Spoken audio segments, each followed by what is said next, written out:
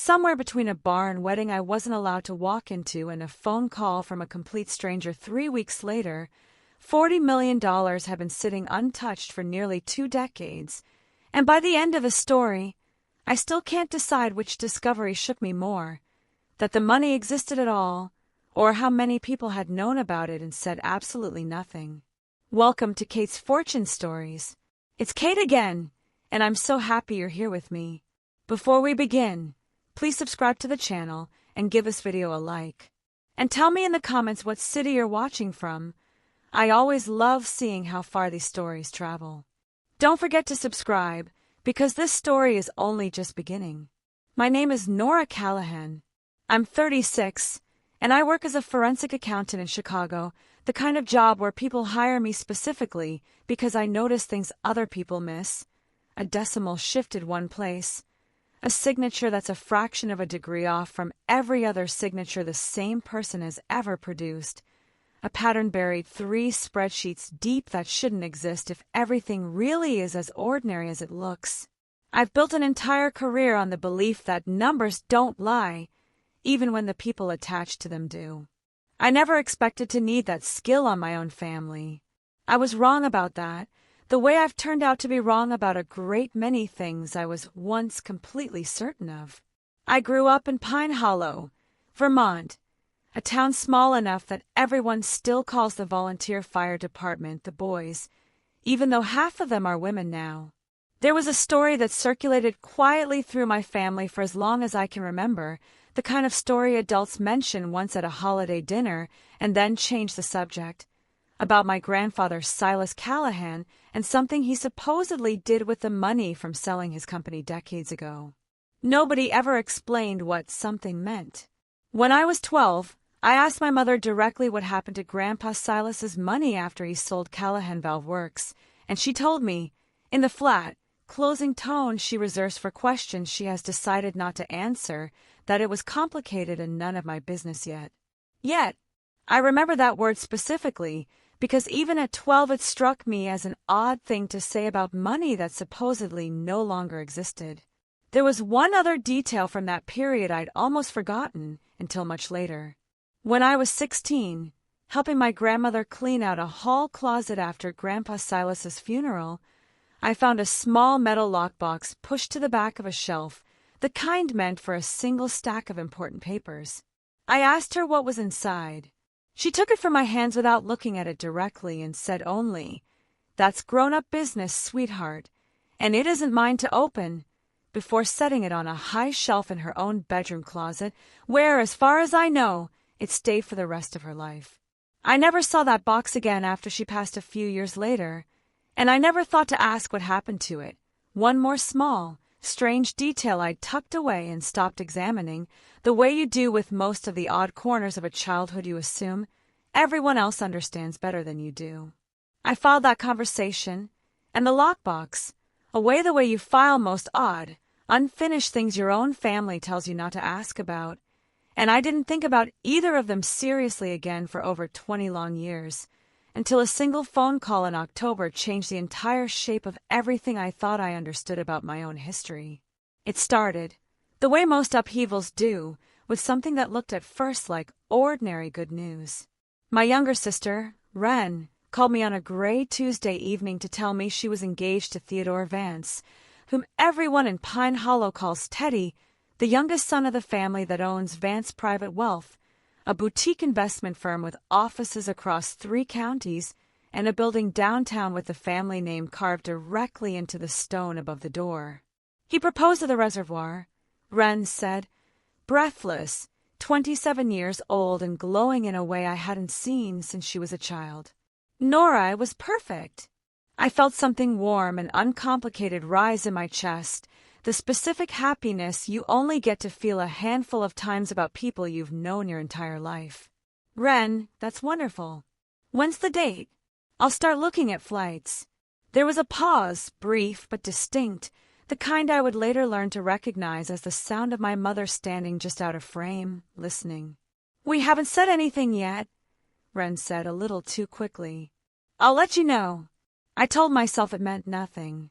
I would spend the next several months being wrong about that, over and over, in ways that eventually became impossible to ignore.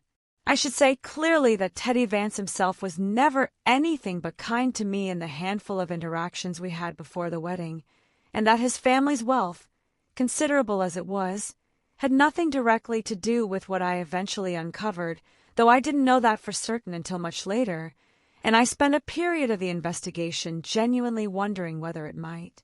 Vance Private Wealth managed money for half the county, including, I would later learn, a modest retirement account belonging to my own parents, and when an operation of that size sits at the center of a small town's financial life, it's difficult, at least at first, to rule out every thread that might lead back to it.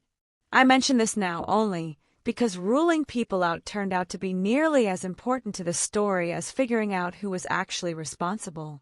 Over the following weeks, I watched wedding planning unfold entirely from the outside, the way you watch a parade through a window on the wrong side of the street. There was a group text I discovered only because a cousin misdirected a photo meant for it, 6 bridesmaid dresses under the caption, "Vote Ladies," and I wasn't one of the ladies being asked. I called Ren twice to ask about dates so I could request time off. Both times, she said she'd get back to me. Neither time did she.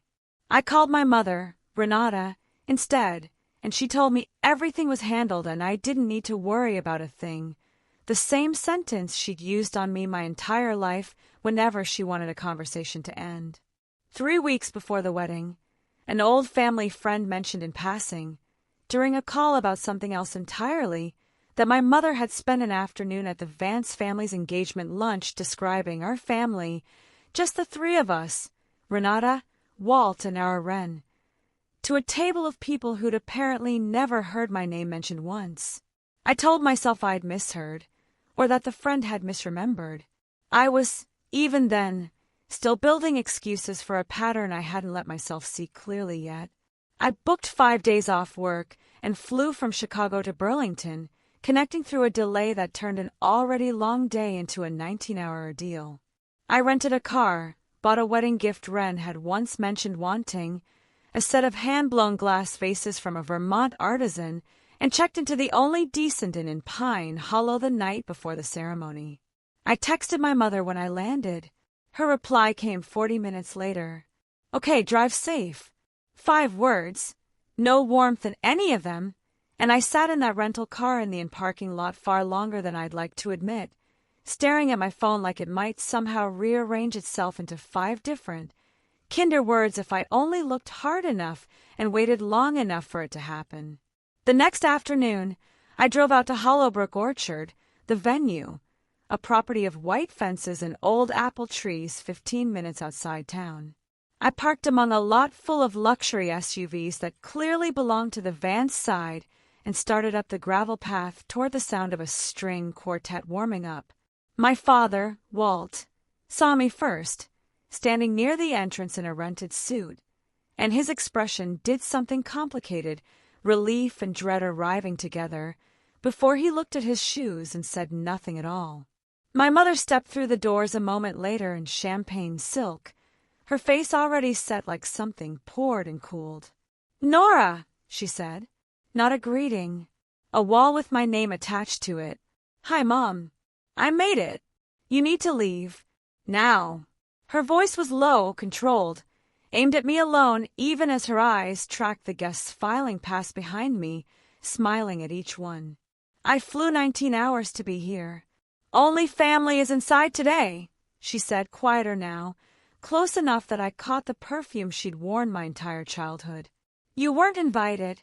I stood on that gravel path holding a box of hand-blown glass I'd chosen with more care than anything I'd bought myself in years, and I understood, with a particular clarity that only arises in the worst moments, that this hadn't been an oversight. It had been decided, deliberately, by someone, and everyone standing between me and that orchard had known and let me fly across the country anyway. Behind my mother, through the half-open doors of the orchard's reception barn, I caught sight of a tall woman in pale gray silk adjusting a centerpiece near the head table. That was Margot Vance, Teddy's mother, though I didn't know it yet. She glanced up, noticed us frozen on the gravel, and called out warmly, "Renata, everything all right?" My mother's whole posture shifted instantly into something looser and more social, and she called back that it was just a small mix-up with a delivery. Margot smiled politely at me, the way you smile at a stranger who seems to belong somewhere nearby, and returned to her flowers. My mother never once said my name to her, not that afternoon and not, I'd later learn, at any point during the entire engagement. It was a small, specific kind of erasure, the sort that doesn't require raising your voice or telling an outright lie, only carefully managing which sentences get spoken out loud. I didn't make a scene.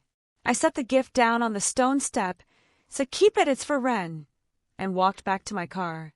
I drove to the inn and cried the quiet way, the kind where your shoulders shake but no sound comes out, because even alone in a parking lot you've spent your whole life being trained not to make a scene.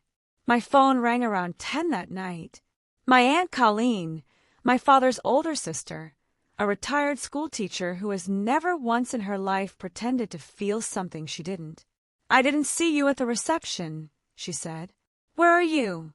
I told her everything, the gravel, the door, the 5 words. She went quiet for a long moment, and when she spoke again her voice had the flat, deliberate tone of someone doing careful arithmetic in her head. "Nora," she said, "I need to tell you something, and I've gone back and forth for years about whether it was my business to say anything. A while back, I ran into Warren Hutchins at the bank, and he mentioned, almost proud of himself, that he'd been handling some sensitive family paperwork for your mother, said it was routine estate maintenance. Something about the way he said it never sat right with me, but I didn't have a reason to push. I think I might have one now. I want to ask you something honestly before we go further, because I think it matters more than anything else in this whole story. Has your family ever kept something from you so completely that you didn't even know there was a question to ask? Type question in the comments if that's ever happened to you, and stay with me, because what happened 3 weeks later turned out to have almost nothing to do with the wedding at all, and almost everything to do with a story my family had been quietly managing for a lot longer than anyone let on. The call came on a Tuesday afternoon, Chicago time, an unknown number with a Vermont area code. I almost let it go to voicemail out of habit. I picked up anyway. "Miss Callahan, Nora Callahan. My name is Desmond Reyes. I'm an attorney with Green Mountain Fiduciary Trust. I've been attempting to reach you for several months, and I have to be honest, I was starting to wonder if you had any idea this trust existed at all." "What trust?" "Your grandfather, Silas Callahan, established an irrevocable trust in 1998, naming his eldest grandchild, that's you, as primary beneficiary. It matured on your 35th birthday last year. As of this quarter, after nearly 2 decades of growth from the original sale of Callahan Valve Works, the trust is valued at just over $40 million. I need to ask you plainly, Miss Callahan, why have you never once contacted our office about it?" I sat completely still at my desk. $40 million. The rumor from my childhood, the word yet, my mother's flat refusal to explain, all of it arrived at once, 24 years late. "I've never received a single letter about this," I said. "I didn't know it existed until this exact moment." "That," Mr. Reyes said carefully, "is precisely the part one needs your help understanding, because our records say otherwise."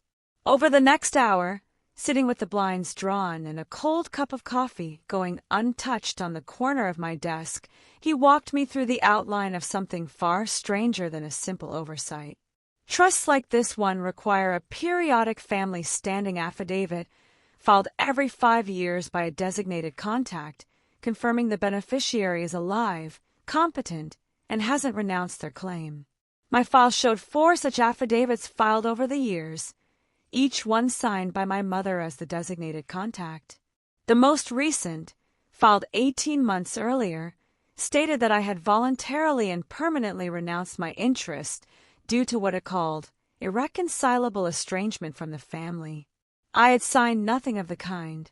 I hadn't even known there was anything to renounce. "There's a default clause," Mr. Reyes continued, flipping to the relevant page and turning it toward me so I could read the exact language myself. If the primary beneficiary renounces or can't be confirmed within 18 months of maturity, the full principal redirects to the named contingent beneficiary. In this case, your sister, Wren. Here is where I have to tell you something honestly, because I promised myself I wouldn't tell the story as a simple morality tale with an obvious villain, and the deeper I dug, the less obvious the villain actually became. My first instinct, like anyone's would be, was to assume my mother had done this alone, deliberately, for reasons that lined up neatly with everything I had just experienced at that orchard. I was wrong, or at least I was only partly right, and figuring out exactly how wrong took me the better part of 2 months. If a mystery like this has ever made you question something you assumed was simple, stay with me, because the deeper I went, the stranger this got, and the person I initially suspected turned out not to be the one actually pulling the strings. I want to walk you through exactly how I traced it, piece by piece, the same way I would for any client sitting across from me at work, because I think the process matters just as much as the answer at the end of it, and because I suspect at least a few of you have a folder somewhere in your own family that deserves this same kind of careful, patient look. I flew to Vermont the following week and met Mr. Reyes at his office above a hardware store in the county seat. He laid 4 affidavits across the desk, each bearing my mother's signature, each notarized by the same notary, a woman named Dolores Pruitt who worked at the Pine Hollow branch of the only bank in town. As a forensic accountant, I've spent my entire career reading signatures the way other people read faces, and something about these bothered me before I could articulate why. I asked Mr. Reyes if I could examine the original documents rather than the copies, and he arranged for me to view them under proper chain of custody conditions 2 days later, a small formality that suddenly felt enormous given what I was starting to suspect.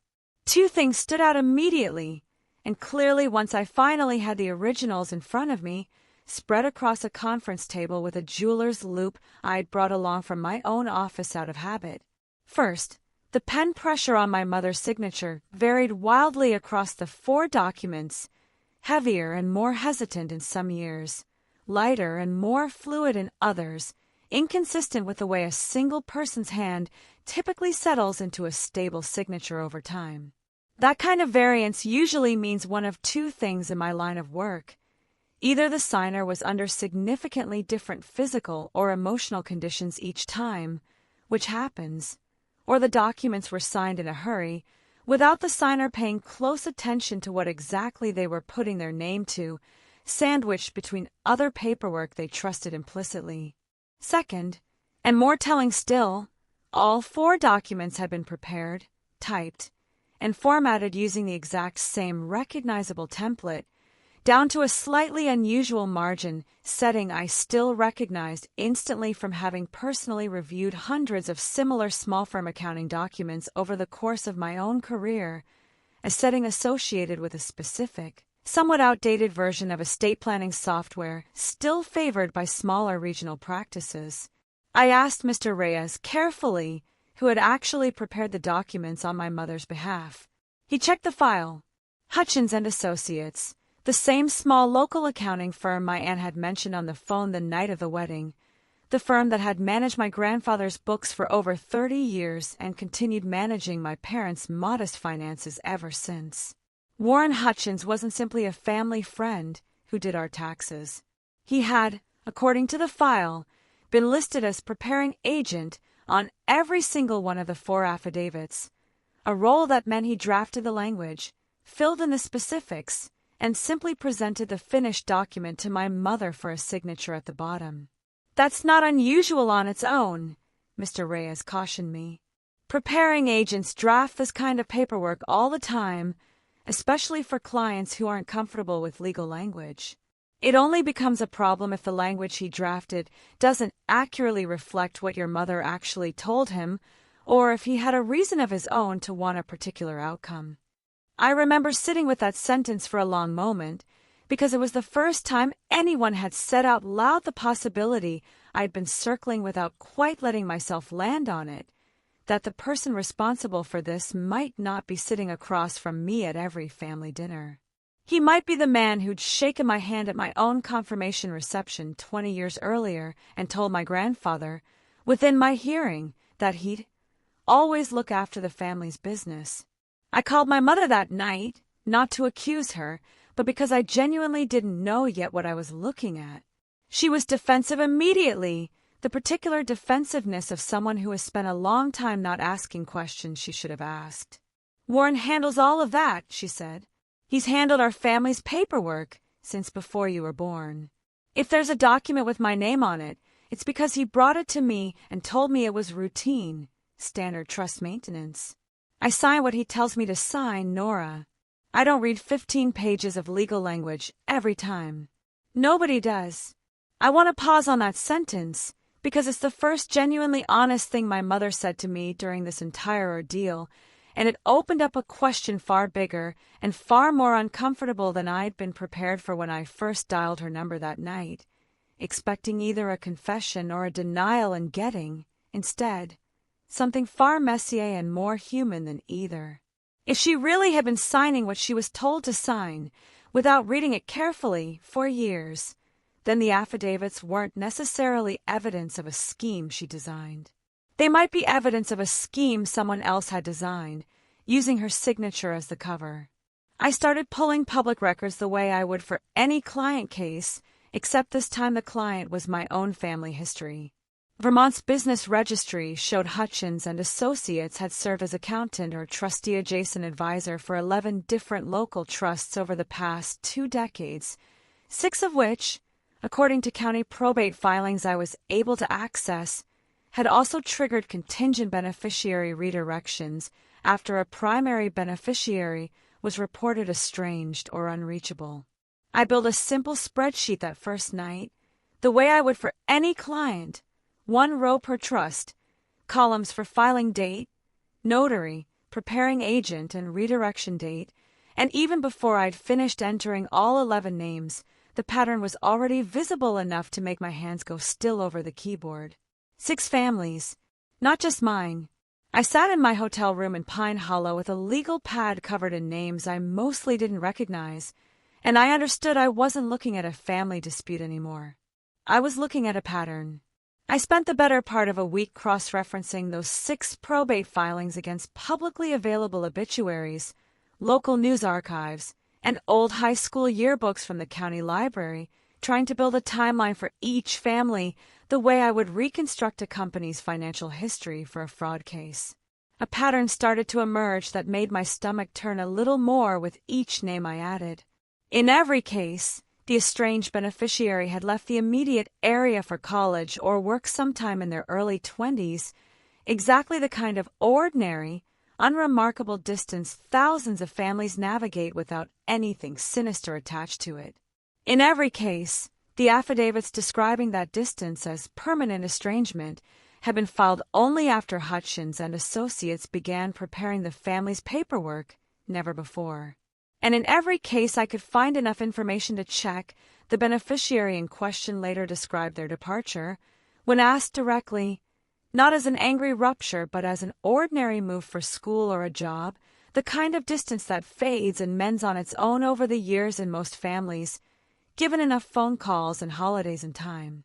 One name on my list belonged to a woman named Adiz Osei, from a town about 40 minutes south of Pine Hollow, whose family, according to a decade-old local newspaper archive, had once run a well-regarded dairy operation before selling the land to a regional co-op. I found a number for her through a professional networking site and called, unsure what I'd even say. She was, understandably, wary at first, until I explained who I was and what I'd found. There was a long silence on the line.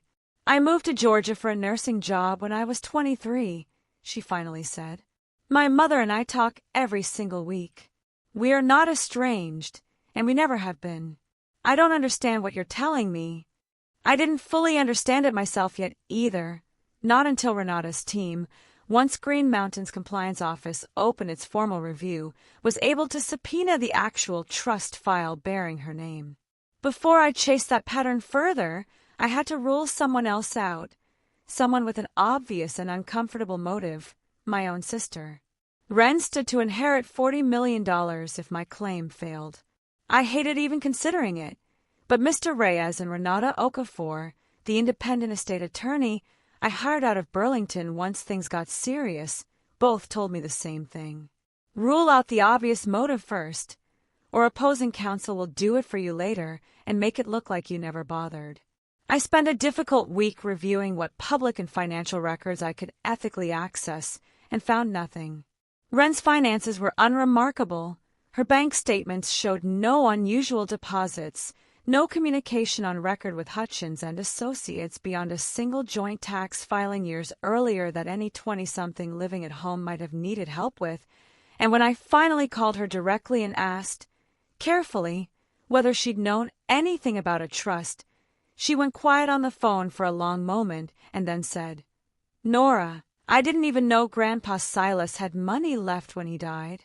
Mom always said there wasn't anything. I thought that's just how it was." I believed her. It was, oddly, one of the more honest conversations we'd had in years, and it cleared her, at least in my own mind, of the thing I'd been most afraid to consider. The second name I had to rule out took longer, and cost me a genuinely uncomfortable few weeks of wondering whether I was about to accuse an entire prominent family of something enormous. Vance Private Wealth managed the retirement accounts of nearly a third of the households in Pine Hollow, including, as I mentioned, my own parents, and a firm with that much reach into the town's finances was impossible for me to simply ignore, especially once I learned that Hutchins and Associates and Vance Private Wealth had occasionally referred clients to one another over the years. The kind of quiet professional relationship that exists in almost every small town's financial ecosystem. I spent nearly 3 weeks, working evenings after my regular casework, trying to determine whether any of the redirected trust funds had ever passed through a Vance-managed account. Renata was blunt with me about the risk. "If you go after a family like the Van Cess without airtight documentation," she said, "you will lose, and you will make an enemy of the family your sister just married into for the rest of your life." In the end, the records simply weren't there. Every redirected dollar I could trace stayed within accounts directly controlled by Hutchins and Associates or its designated trustee partners, never once touching a Vance-managed instrument. Teddy's family, whatever else could be said about the comfortable, insulated world they occupied, had no hand in what had happened to me. It was, I'll admit, something of a relief to cross a name that large off the list, if only because it meant the truth, once I finally reached it, would be smaller and more specific than I'd feared, one man and one firm, rather than an entire town's financial architecture built on quiet theft. That left Warren Hutchins, and the deeper Renata and I dug into his firm's records. Once Green Mountain Fiduciary's compliance office opened a formal internal review and subpoenaed his files, the stranger the numbers became. Hutchins and Associates had been charging what it called an estate administration retainer on each of the 6 redirected trusts, a fee that, according to the original trust documents, should have ended the moment a trust matured and paid out. Instead, in every single one of those 6 cases, the fee had simply continued, quietly, year after year, because the money had never actually been distributed to a living, present beneficiary.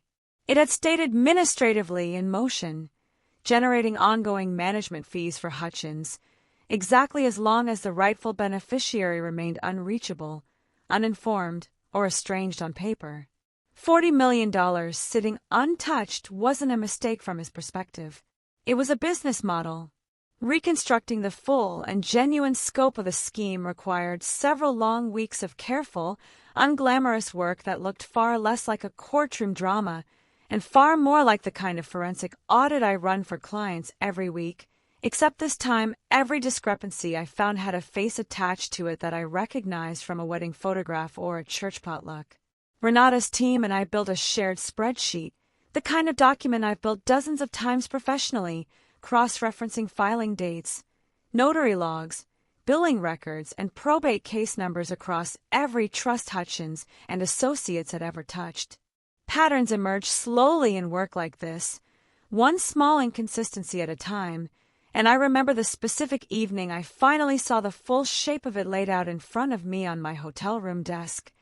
6 separate families, 6 sets of affidavits, and one recurring administrative fee code, buried deep in Hutchins's own internal billing software, that never once appeared in any file where a beneficiary had actually come forward and claimed their inheritance on schedule.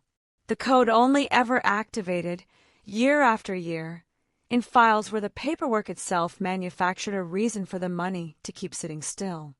There was a second trust buried in the subpoenaed records.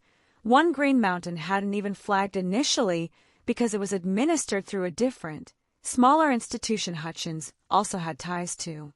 It belonged to a family named Osei, 2 towns over, whose eldest daughter had moved to Georgia 15 years earlier after what her mother, according to the file, had described in an affidavit as permanent estrangement. When Renata's team reached out, the Osei daughter had no idea any trust existed either, and no idea her own mother's signature appeared on paperwork she'd never seen. 2 families, 2 mothers, 2 supposedly estranged daughters, one accountant quietly benefiting from every single year the silence continued. I remember sitting with that discovery for a long time, feeling something colder than anger, the specific chill of realizing a private family wound you'd spent your whole life taking personally had actually been, at least in part, manufactured and maintained by someone entirely outside the family, for reasons that had nothing to do with love or its absence. I want to ask you something, because I think it's the real center of the story. How much of the distance in your own family, if you're honest, might have been shaped by someone outside it who benefited from you staying apart? Write distance in the comments if that question unsettles you the way it unsettled me, and if this story has you leaning forward, hit subscribe now, because the reveal that came next changed how I understood almost everything. Green Mountain's compliance office, once shown the pattern across multiple client families, moved with a speed I hadn't expected from an institution that size.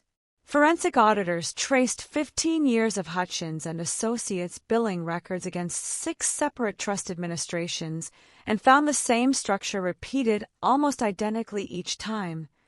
A family with an aging patriarch and a complicated relationship among siblings, a designated family contact willing to sign whatever paperwork was placed in front of them without close reading, an eventual estrangement narrative that was sometimes true, sometimes exaggerated, and at least twice according to the audit, actively encouraged through selectively shared information Hutchins had passed along to parents about their absent children, subtle, plausible, always framed as concern rather than manipulation.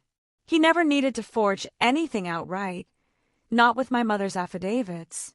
He simply needed people who trusted him enough not to ask questions, and family relationships already fragile enough that estrangement sounded, to everyone involved, like the obvious explanation rather than a convenient one. Warren Hutchins was confronted formally in a meeting I wasn't present for, alongside Green Mountain's counsel and state financial regulators who had by then opened their own inquiry. Renata told me afterward that he didn't deny the fee structure, only insisted he'd never taken money that wasn't legitimately earned for services rendered, a defense that fell apart the moment the state's forensic auditors laid out 15 years of billing records showing the same estate administration retainer charged month after month against trusts that had generated no meaningful administrative work in years, only paperwork carefully designed to keep them technically unresolved.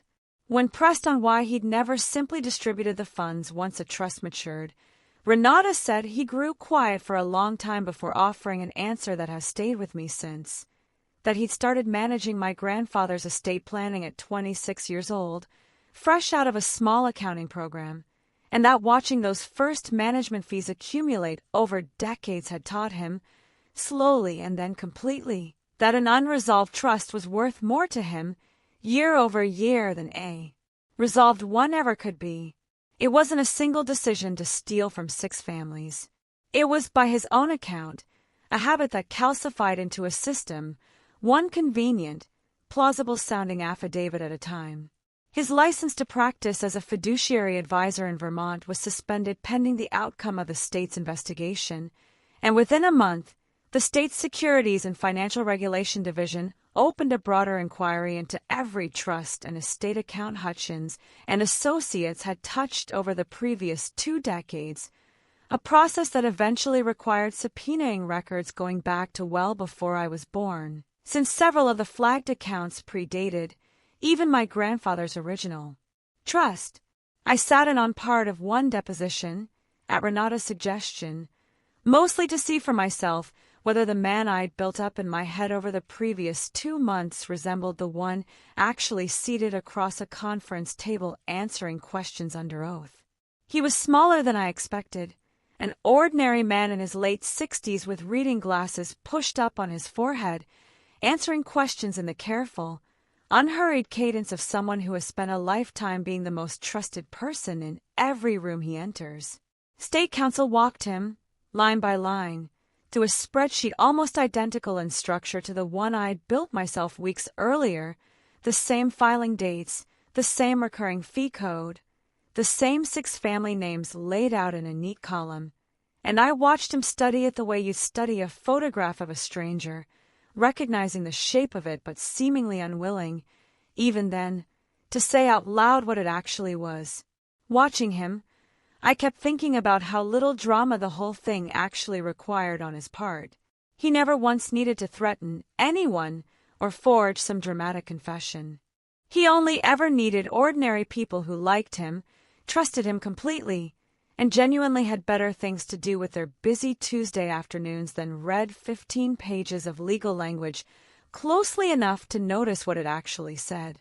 2 other families, once the Osei matter became public through the regulatory filing, came forward with trusts of their own they'd never known existed, and a 4th case surfaced when a bank teller who'd processed some of the original notarizations came forward voluntarily, saying she'd always found the volume of routine estrangement paperwork moving through that one small office a little strange, but had never had a reason, until now, to say so out loud to anyone who might listen. My claim to the $40 million was formally reinstated 9 weeks after Mr. Reyes's first phone call, once the forged pattern of continued administration fees made clear that the estrangement affidavits had never reflected an honest, current assessment of my relationship with my family. Only a convenient status Hutchins had every financial incentive to preserve indefinitely. Green Mountain's own internal compliance report, which Renata later obtained a redacted copy of, described the scheme in language I found almost clinically fitting for a man who had spent his career hiding behind precise, technical phrasing. A sustained pattern of administrative non-resolution inconsistent with the fiduciary stated duty to distribute matured trust assets in a timely manner.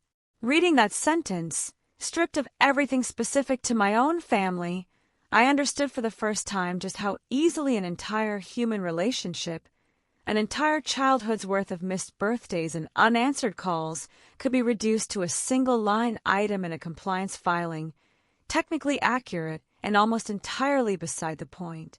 My mother, for her part, was never charged with anything because the evidence increasingly suggested she'd signed in good faith, trusting a man her own father had trusted for 30 years before her.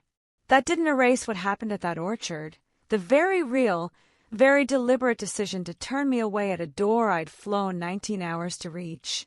But it did mean the story wasn't as simple as one woman deciding her daughter didn't matter. It was a story about how easily a family's private pain can be quietly maintained, even manufactured, by someone standing just outside it with a great deal to gain from the silence continuing. My mother and I have talked a few times since all of this settled, careful conversations rather than warm ones. She told me she genuinely believed, based on things Hutchins had told her over the years about my distance, that showing up uninvited to Wren's wedding would only make things harder. I don't fully believe that, and I said so, but I also understand now that she was operating on a version of events shaped, deliberately, by someone with a financial reason for her to believe it. That doesn't excuse the door at the orchard. It does complicate exactly who deserves the blame for it, in ways I'm still sorting through with my therapist. My father, when I finally asked him about that afternoon, told me he'd never questioned any paperwork Hutchins brought by the house over 30 years because finances had always been your mother's department, a phrase that let him stay comfortably uninvolved in decisions that reshaped both his daughter's relationship with the family for a decade. Ren and I talk more now than we have in years, still relearning each other, still surprised by how much of our shared childhood turns out to have been narrated by someone neither of us ever suspected. None of it fixed itself quickly, and I've stopped expecting it to. What it did give me, finally, was the one thing I actually went looking for the day I picked up Mr. Reyes's call: a clear, documented, undeniable account of what actually happened and why, instead of a family silence I'd spent 36 years mistaking for the whole truth. I've used a portion of the money sensibly rather than dramatically. I paid off my condo. I funded a small scholarship at the university where I studied accounting, quietly, without my name attached, specifically earmarked for students planning to specialize in forensic or fiduciary accounting, a small, deliberate nod to the exact skill set that eventually let me see through paperwork my own family had trusted blindly for years.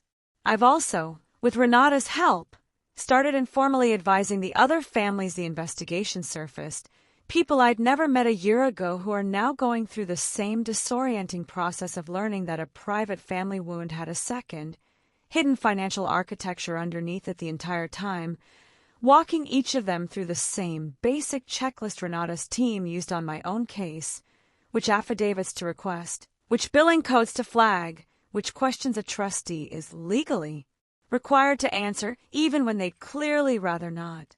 There's something strange and almost comforting in that work, translating what happened to me into something useful for someone else navigating the exact same fog. Adiz Osei and I have kept in touch since that first uncomfortable phone call. Her trust, once the state's investigation confirmed the same pattern of manufactured estrangement language in her family's file, was reinstated at just under $19 million. Money her mother had genuinely never known was sitting untouched on paper describing a rift that, as far as either of them was concerned, had never actually existed. Adiz told me once that the strangest part wasn't even the money itself. It was slowly realizing that a stranger's own professional convenience had, for over a decade, quietly outlasted and outweighed her own mother's actual, ordinary love for her, simply because nobody had ever had a reason to look closely enough at the paperwork sitting between them. I understood exactly what she meant. The third family, the one that came forward after the bank teller spoke up, turned out to involve a much smaller trust, only a little over $2 million, but the same exact mechanism, the same firm, the same quiet, patient exploitation of a family already primed to believe distance was the whole story. A fourth and fifth family surfaced over the following months, both traced back through the same margin setting and the same recurring fee code buried in Hutchins's old billing software, one involving an uncle nobody in the family had spoken to in 11 years for reasons that, once the paperwork was finally examined line by line, turned out to have almost nothing to do with him. By the time the State Regulatory Division closed its initial phase of the investigation, Hutchins and Associates had been formally dissolved, its remaining active accounts transferred under court supervision to two larger regional fiduciary firms, and Warren Hutchins himself was facing both the loss of his professional license and a separate criminal referral for breach of fiduciary duty, a slow-moving legal process that Renata told me will likely take several more years to fully resolve given how many separate estates and families are now formally involved. The state's final compliance bulletin, once it was published, cited a combined total of just over $63 million across all 6 confirmed trusts that had been kept administratively unresolved under Hutchins's management, a figure that included my own claim, Adiz, the smaller Osei adjacent case, and 3 others the audit eventually traced, one involving a trust so small, barely $300,000, that regulators believe Hutchins had simply kept it in motion out of habit long after it stopped being worth the risk. I won't pretend I feel nothing when I think about him.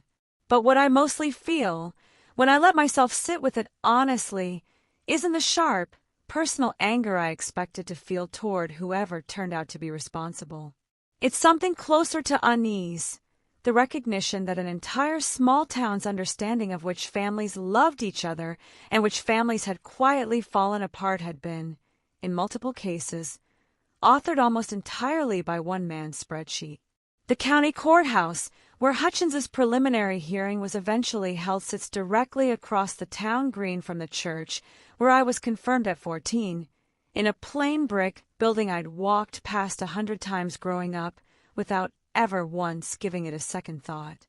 I sat in the back row for part of it, close enough to watch him answer questions in that same careful, unhurried voice I remembered clearly from the deposition weeks earlier, and I found myself thinking less about punishment in that moment than about arithmetic itself, about how a single quiet decision, made once and then repeated patiently enough times across enough years and enough different families, can eventually grow into something the size of an entire small town's hidden economy of unclaimed grief.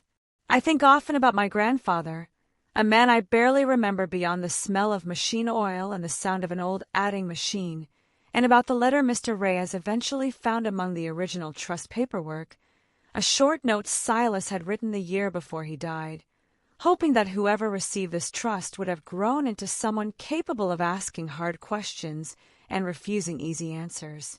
I don't think he could have imagined exactly how literally that hope would be tested, or by whom. But I think he'd recognize, in the end, that the daughter he barely lived long enough to know grew into exactly the kind of person who reads every line of the fine print, and doesn't stop reading just because someone she trusts tells her it's routine.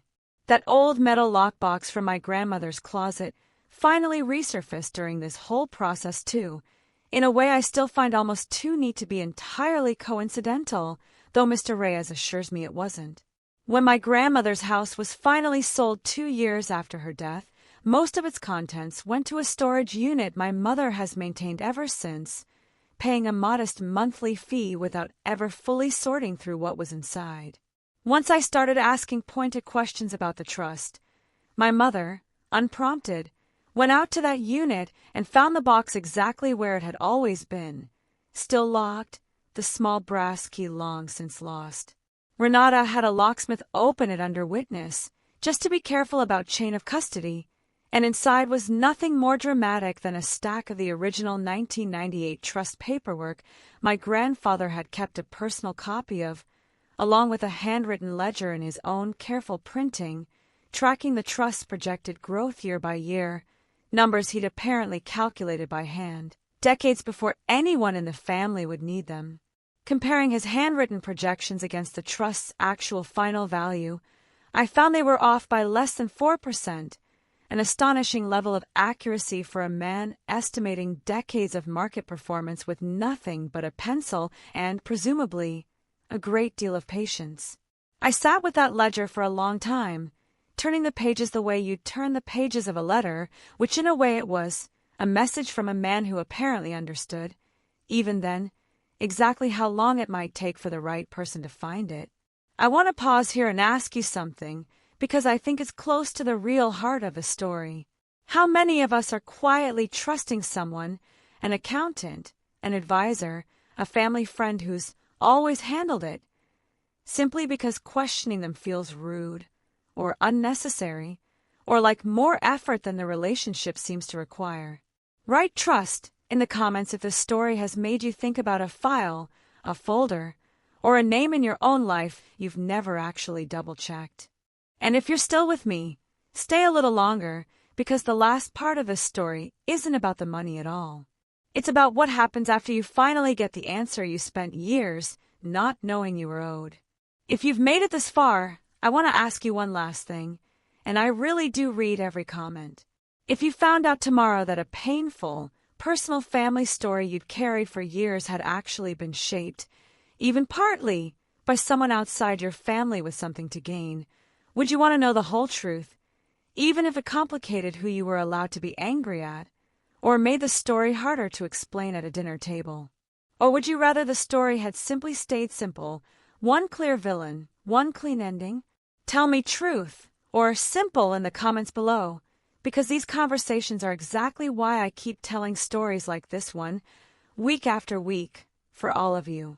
There's one more thread I want to leave you with before we close this one out, because it's the detail that has stayed with me longest, longer even than the number itself. Mr. Reyes told me, during one of our final calls, that Green Mountain's compliance office had found a note in Hutchins's own private files, never filed anywhere official, dated the same month my grandfather's trust was first established, in which he'd written to himself a single line projecting what his cumulative retainer fees might total if a matured trust remained administratively active for an additional 20 years.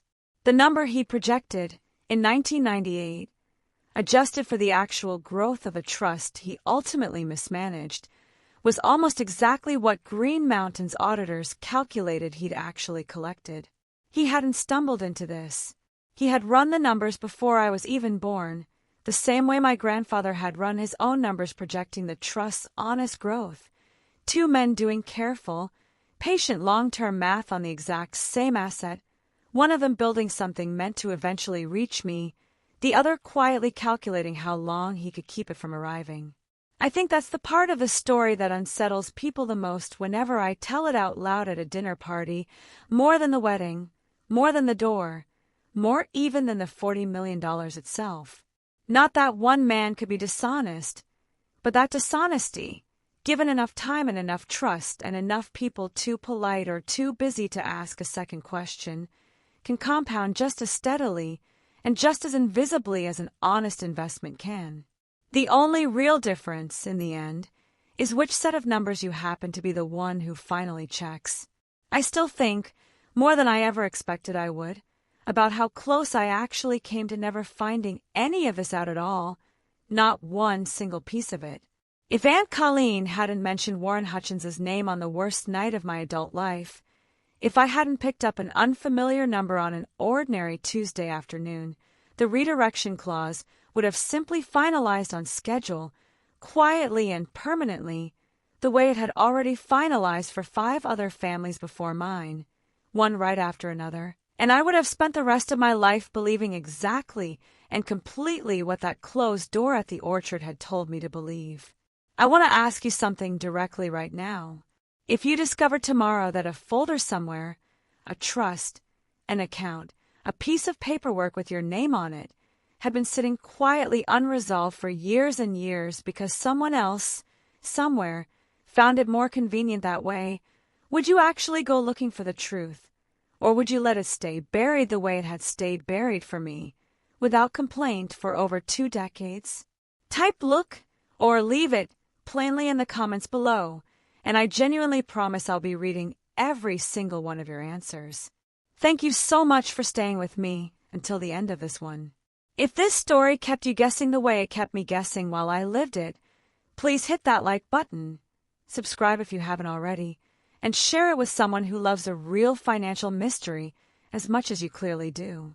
I bring a new story here every week about the money nobody talks about, the paperwork nobody reads closely enough, and the quiet, patient work of finding out who actually benefits from the silence in your own family. If there's ever a specific kind of financial mystery you'd love to see me dig into next, a strange inheritance, a missing account, a family fortune nobody can quite explain, drop it in the comments, because more than a few of the stories I've told on this channel started out exactly that way, as a single sentence someone left below a video just like this one.